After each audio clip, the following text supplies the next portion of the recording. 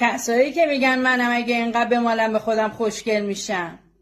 من به عنوان یه آرایشگر یه پیشنهادی براتون دارم، شما تشریف بیارید اینجا، من همین قدری که مالیدم به خودم. بیا. بعد میگن چرا نهنگا دست جمعی خودکشی میکنن؟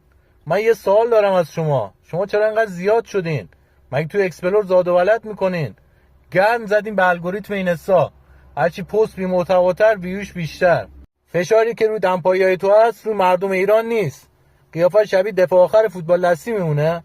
یعنی از اون موقعی که شما رو فالو کردم بابام از ارث محرومم کرده، دولت یارانمو قطع کرده. قرم ساق ببرنت بیمارستان 800 میلیون باید خرج مغزت کنن با دفترچه بیمه.